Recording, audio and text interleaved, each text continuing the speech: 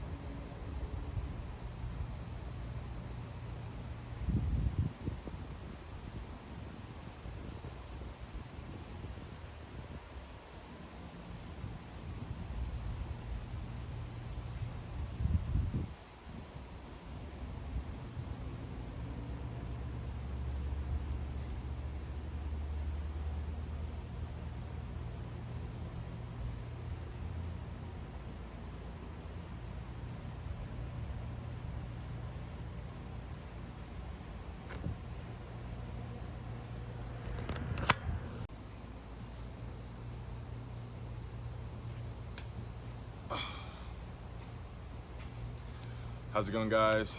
This is my 5-week update for my hair transplant that I got at Asli Tarcan in Istanbul, Turkey. Spent $2,200, $1,700 of which was the base fee, $500 for my beard fee. I got 4,000 grafts from the back of my head and 1,000 from underneath my beard. And like I said, this is my 5-week update. I missed my 4-week. Last week was my birthday, so I had some traveling and some celebrations and just laziness, honestly, so sorry about that. But I will have included a spin around of what my head looked like at 4 weeks, and then also what my head looks like today. Let's see, so the biggest update is that I'm close to a full shed. Most of the hairs have fallen out, and it looks like I'm bald on top again, which is okay. I expected this. This is essentially what's supposed to happen at 5 weeks. I'm sure by the end of 6 weeks it'll be all gone. That's okay. And to be honest though, I have noticed that if I do trim the sides of my head, which I can officially do now, like they recommend waiting for 4 weeks before you trim the sides of your head, the donor area. So if I cut the hair off and I kind of just, I don't know, blend it a little bit, I look like I have SMP plus, like just with very straggly pieces of hair. So I mean, it's not like the best look in the world. I would prefer to just have you know, go right back to my SMP for the time being, but you know, I'm not going to be ripping hairs out to, you know, get the fully bald look, so it's okay. One thing I did want to say about my SMP is that if I look very closely, I can see that there are little dots in my recipient area, which kind of takes away a little bit from the SMP appearance, which is kind of what I hypothesized in my previous videos. I didn't think that my SMP would be fully intact after receiving 4,000 grafts, 6,000 grafts, whatever, on the top of my head. But it's okay, I still have a shadow of, you know, a hairline, shadow of hair, which is the whole purpose of SMP, so I'm not really upset about that. And hopefully by 4 months I'll be, you know, SMP will be a thing of the past, so I'll have hair on my head. So that's the goal, obviously. So that's pretty much all I have to say about shedding. Itching. Itching is still alive and well. I've run out of Claritin a couple days ago, and you know, just haven't gotten to pick up any more, and the itching is fully back. So Claritin for me is definitely my savior in that realm. I know like it's not the perfect solution for everybody. So I've heard other people mention like spraying. I think Phil from My Black Hair Transplant Journey or something like that mentioned using apple cider vinegar and spraying it on the donor area. I'm not going to try that because I know Claritin works for me, but if Claritin does not work for you, maybe try that. Donor area, so like I said, I have been kind of trimming my donor area, so I haven't gotten a chance to see what it would look like fully grown out if I didn't touch it, you know, for weeks, months on end. So I can't give it a great evaluation, but just from what I'm seeing, I'm not really pleased with how it's coming. It looks like I've been over harvested, at least on the right side of my head. But you know, I don't really know what to make about that, to be honest. I have to wait until all the bumps are gone, and I've given it enough time post-transplant to fully make that determination. 5 weeks is probably a little bit too early to say that. But you know, if that's the reality of the situation, then I'm okay with that as well. I'll talk about what I might do if that's the case a little bit later in this video. As far as the bumping goes, you guys know that I've had really severe bumping, and a friend of mine that I met over in Turkey and also has his own YouTube channel, he mentioned, he recommended using Bump Patrol and or Ten Skin, which a lot of you guys have recommended as well. I've been using Bump Patrol, and it has drastically improved my donor area bumps. They're pretty much all the way gone now. It's very strong. It's like an astringent. It kind of reminds me of witch hazel. So it immediately shrunk all my bumps. Now I'm just kind of waiting for the last little bits of it to go away. But because it does leave a pretty thick blue residue, I've switched over to Ten Skin to kind of maintain control of my bumping area. People have mentioned that if it, you know, my donor area doesn't get any better, to go see a dermatologist to check to see if I possibly have, I think they call it folliculitis or follicularitis or something like that. I don't think I have that, fortunately. So just be aware, if you know, you try everything on the market for donor area bumps and stuff like that, and you can't seem to get any relief, then potentially go see a dermatologist or a doctor to, you know, diagnose you for that, or maybe some antibiotic pills or something like that. All right, pain. So along with like mild itching when I'm not on Claritin, even after the bumps have gone down, I do kind of have a dull ache almost all the time, especially when I try to sleep straight down on my, like laying on the back of my head. It is just kind of a dull pain that makes falling asleep kind of annoying if I do try to lay that way. It's not the worst thing in the world. It's very manageable. I'm sure I could just take a Tylenol and, you know, would be fine, but it's just something I thought I'd mention. I mentioned my SMP, how it's kind of been eaten at a little bit, but you know. Okay, so a question that I've received in my comment sections. So I've received a lot of questions in my comment sections, but a lot of which I've already addressed. So I've linked if you ask a question that I've answered in a video, then I'll probably link you to the video along with providing you the timestamp, because it would be easier for you to hear it from my mouth than just trying to read a quickly written response in the comment section. But for the ones that I haven't addressed in my videos, the two main ones that stuck out to me was how old am I? I just turned 23 last week, and I started balding around 18, 19, just mainly in the crown area. I just noticed very light crown fall or whatever, and so I ended up using Minoxidil for quite a while, just for my crown, and then I never really received any growth, but maybe I stopped some of the balding in my crown. But then I noticed shedding just diffusely throughout my whole head of hair, and I ended up using Minoxidil for about a year, and I think I might have received some regrowth, but then for some reason it just stopped working. Maybe it was because I was cutting my hair more frequently to keep it low, to kind of hide how thin it was, and I think cutting my hair so frequently sped up my balding process, which I've heard is, you know, a thing, and I wish I'd known that back then. So it got to a point where Minoxidil was just not helping, and it wasn't gonna bring anything back, so I stopped using that. I never used Finasteride, though I kind of regret not trying it. I, got spooked from, the crazy side effects that they hear about, and, I'm 19 at this point, and I'm not, didn't like the idea of, losing my libido and potentially permanent sexual side effects. So I never tried Finasteride, though, now today, if I were to speak to 18, 19-year-old Isaiah, I probably would suggest at least trying it, or at least trying smaller dosages of it. I could have potentially saved all my hair, but, it's too late to think about that. But, so started going bald 18, 19, and then by 20, 21, I was fully bald. 21, I got SMP. I've had SMP for the last 2 years, just turned 23, and I just got my hair transplant, 5 weeks post hair transplant. And then the last one is, am I gonna take Finasteride or Minoxidil or any of the other things? My answer is no. I'm pretty much done balding.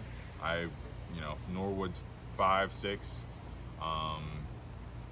I think pretty much it's easy to tell which hairs are terminal and which ones aren't. The terminal hairs are the ones, after all these years of balding, they've miniaturized and fallen out. The non-terminal hairs are very thick as the day I was born, and they come back after shaving my head within a day or two, and so those hairs I can pretty confidently say are not going to fall out. So I'm not really maintaining hair anymore. I've gone fully bald, and so these new hairs that you get transplanted from the back of your head are not terminal hairs. They're resistant to the effects of DHT, dihydrotestosterone, which is what makes you go bald. So there's no reason for me to be afraid that these new transplanted hairs are going to fall out through the effects of DHT, because they are genetically resistant to that. So that's the whole purpose of a transplant. So there's no reason for me to use Finasteride or Minoxidil, so I won't be using those. And then the last thing I was gonna say, or I mentioned earlier in the video, is if I truly am overharvested, and it's drastic and it bothers me a year out, then what I might do is I might, go back to the same guy, Matt Ayulo at Scalp Micro USA, and I might fill in maybe just the top half of my donor area with SMP, just to kind of hide, because it's being overharvested at the bottom of your head is not as bad, because you can just get a fade, right? What is kind of the jarring part about being overharvested is when it starts to creep up towards the top of your head, because that's not as easily, you can't really fade that high, right? And so what I might do, if it really bothers me and if I truly am overharvested, is maybe a year and a half from now, or maybe after my second hair transplant, maybe a year after that, then I might go back to Scalp Micro USA and get SMP to just kind of hide the effects of maybe just the top portion of my overharvesting. And people get SMP for a variety of reasons. One of which is what I got it for, which is I was fully bald. Other reasons people get it is because they're going bald and they've maybe stopped their balding, but they still have thin spots, so they get SMP to kind of hide the thin spots. Other people get it to hide like FUT scars, regular scars. You know, if you have a gash over your head, some people get SMP to kind of like fill that in so it's not as noticeable. So I think that might be a decent solution if I end up having severe overharvesting. But you know, I'm way too early to make that decision, and it might not even be necessary. So, but yeah, I think I've pretty much answered all the questions that I haven't already answered. Like I said, sorry again for how late this video is. But yeah, so this is 5 weeks, and I will see you guys at the probably the 2-month mark. If I receive a lot of questions from now and then, maybe I'll do another video in 2 weeks, and then I'll do a 2-month mark. But from now, like, I'm in the ugly phase.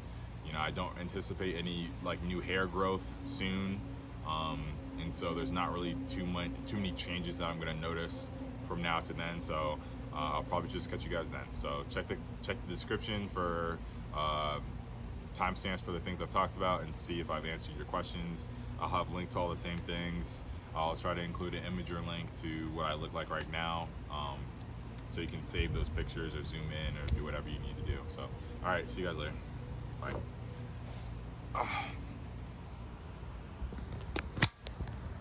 All right, last thing.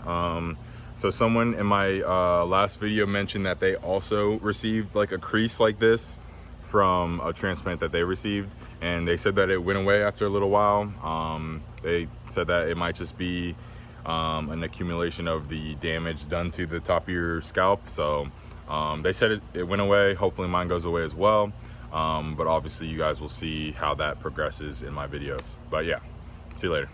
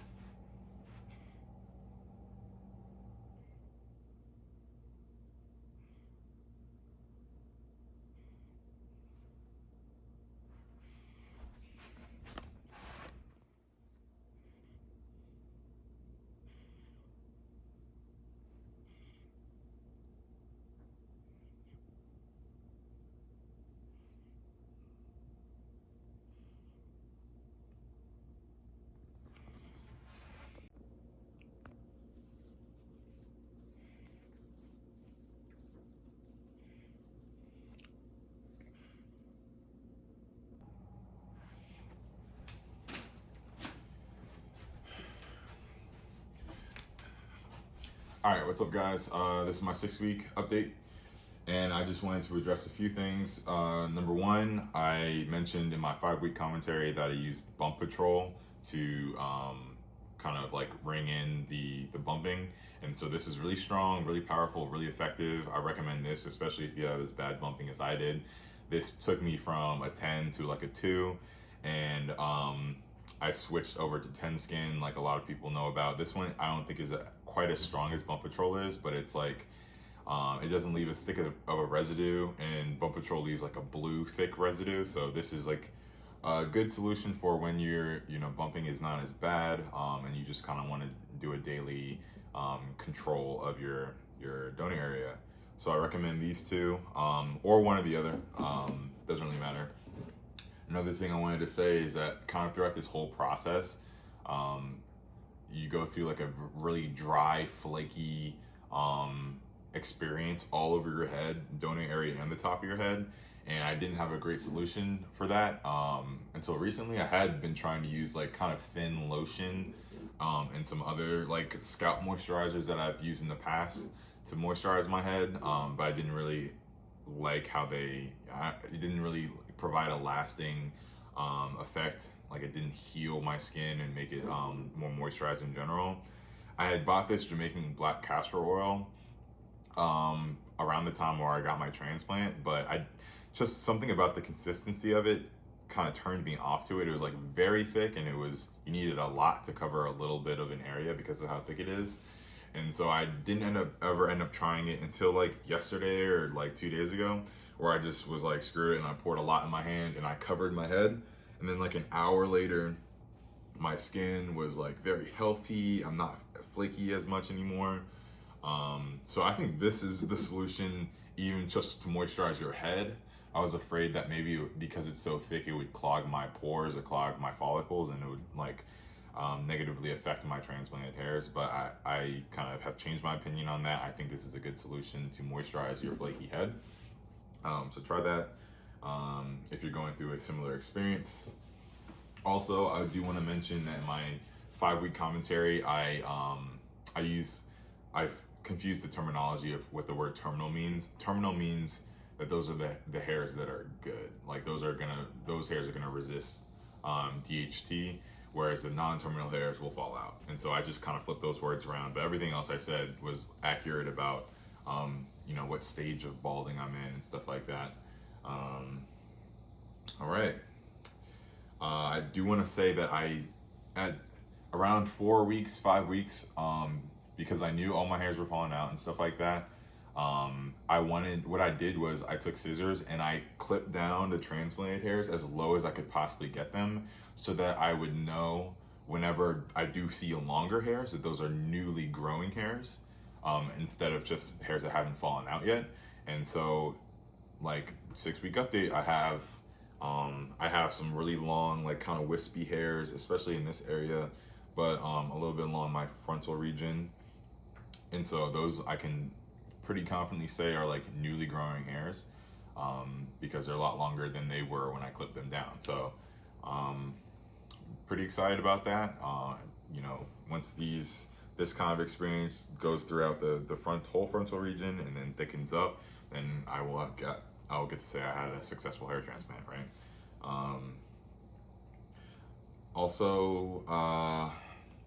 So I have been, like I said in my last video, I've been keeping my donor area kind of short, and now that my bumping is under control, it's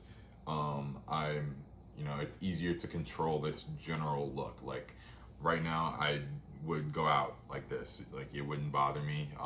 This pretty much looks like I have SMP, but like I said, like just a little bit of hair every once in a while, which makes it look even better as if I just shaved my head low, like at a 1 or a half guard or something like that. So that's cool. It's helping the ugly duckling phase, which is really nice. Once I have more full coverage of the new long wispy hairs, then maybe I'll experiment with letting my donor area get longer and maybe use fibers to kind of fill in the thin spots here. And so we'll see how that goes, but I wouldn't expect that to be something I can do until around 3 or 4 months. But also, this whole time I've kind of questioned about the benefits of SMP. I do think SMP is helping this look okay, because I have a shadow of hair all the time, and as new hairs actually do grow, it just kind of adds to the effect. So I think SMP was good. It's helping this process, but I still don't know if I would recommend getting it just to get a hair transplant over it, if that makes sense. Let's see. So in my last video, I mentioned how I had a dull ache in the back of my head all the time. It's not so bad now. Like I think the pain is going away every day, which is good. The more I moisturize my scalp and the more my bumps in my donor area go away, the less painful it is in general, so that's good.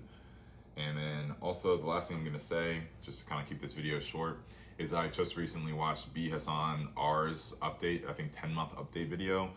He's got great results. I said in the comment section, like, if I get his exact results like 10 months from now, I'll be happy. I kind of want to just rock like a low Caesar type haircut anyway, so even with some of my overharvesting, if mine turns out to look exactly like his, I'll be cool. He did mention that he's gonna try Derma Rolling the kind of more drastic side of his donor area. I might do that soon. Like I might try to start doing that in the next month or so, because I do think it's possible that like throughout the healing process, hairs can just kind of get trapped underneath the scalp. I don't know how true that is, but I kind of believe it. So I might start derma rolling just to like improve the blood flow in that area, potentially like quicken the healing process. And then also he said what I said in my 5-week commentary, which he might try SMP to kind of blend the effects of the overharvesting. So I support that as someone who has SMP. I think that's a good idea. I already said I might try the same thing. So yes, sorry again for how late this video is, but so this video is probably going to end up being pretty long, but I will have how my heads come from 4 to 6 weeks, and then I'll still probably catch you guys at the 2-month video. Yeah, I've just been really busy, and also like the way I kind of edit my videos, it kind of takes a long time, and so I just didn't have the time to sit down and do it. So sorry about that, but I'll try to be better in the future. But if you guys have any questions, check the timestamps, check old videos, and then ask them in the comment section, and then I'll do my best to answer them. All right, see you guys.